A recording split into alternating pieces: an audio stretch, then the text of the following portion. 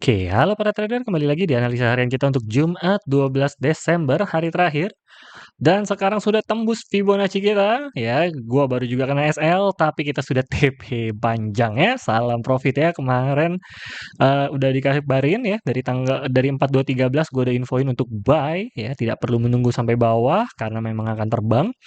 Dan ternyata benar saja hanya di bagian sell-nya di sini gue tadi di 63 gue baru sell dan ternyata tetap terbang ke atas hingga terkena SL-nya. Ya sudahlah ya, tapi profitnya sudah banyak. Thank you ya. Saat ini sekarang market akan ada berada di mana? Support resisten selanjutnya berada di 4292 memang berarti sudah berada di area atas dan karena di area atas ini belum ada pembentukan candle baru ya. Candle sebelumnya adalah di 4292 resistennya tipis. Jadi mungkin lebih riskan untuk kita cari sell di esok hari. Biarkan saja dia ya ini ada tandanya sih ya di sini ya, di 43 sama 4292, cuman karena masih belum tebel resistennya, jadi masih bisa tembus lagi, jadi gua lebih nggak mau cari sell dulu di esok hari. Kita akan abaikan dulu sell, jadi kita lebih baik cari buy. Kita menunggu kira-kira di area mana yang enak lagi untuk entry. Di sini ya, 4238. Kelihatannya ya, 4238 di 1 jamnya. Oke, cukup jauh. Ya memang kita perlu candle baru karena selama ini masih dimain di candle sini aja dan sekarang sudah masuk ke area 4250 sampai 4292. So, besok kita perlu menunggu dulu ya, mungkin sore berarti baru bisa entry nih ya dari kekosongan ini, dari 4250 sampai 43-an ini kosong nih ya candlenya. Masih pada kosong.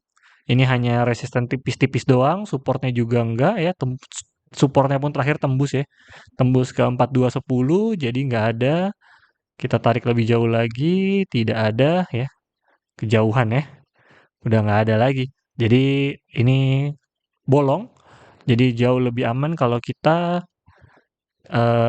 tunggu dulu aja untuk di esok hari. Wah ini besar kemungkinan sih nggak trading sih kalau misalnya dia nggak turun. Atau kita tap opennya di time frame yang jauh lebih kecil. Jadi TP-nya jauh lebih dikit ya. Paling TP ya kayak gini nih ya. Misalnya kalau gua maksa trading besok bisa kayak gini. Misalnya nih buy-nya di sini 74, sell-nya di 84 gitu. TP-nya paling cuma $5, $10.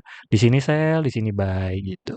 Ini paling kalau yang scalping kecil-kecilan aja kalau memang ingin paksa trading. Tapi sepertinya kita akan menunggu saja karena ini gampang jebol. Ini juga gampang jebol nih ya. 74 nih bisa jebol nih pagi. Begitu juga atasnya. Jadi lebih baik mungkin besok gua tidak trading. Kita sambil menunggu dulu candle. Kita santai-santai dulu. Jangan lupa yang sudah profit di WD ya teman-teman ya. RSI juga sudah ketinggian, sudah berada di 80. Jadi besar kemungkinan adalah turun ke bawah. Tadi area sell kita di 63, ternyata dia sudah jebol. Itu di RSI 70 tadi pas gue cek. Lalu sekarang sudah berada di 85. Ini seharusnya udah 70-an, 77 ya. Udah mau 80 bener ya.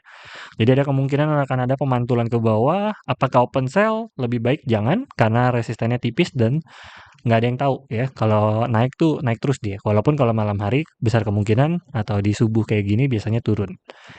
Ya sekali lagi ya kalau cari $5, $10 boleh lah. Entry tipis-tipis. Oke.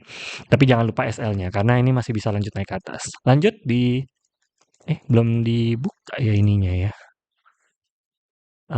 Apa namanya? Forex-nya Forex Factory-nya, coba kita cek apakah bisa.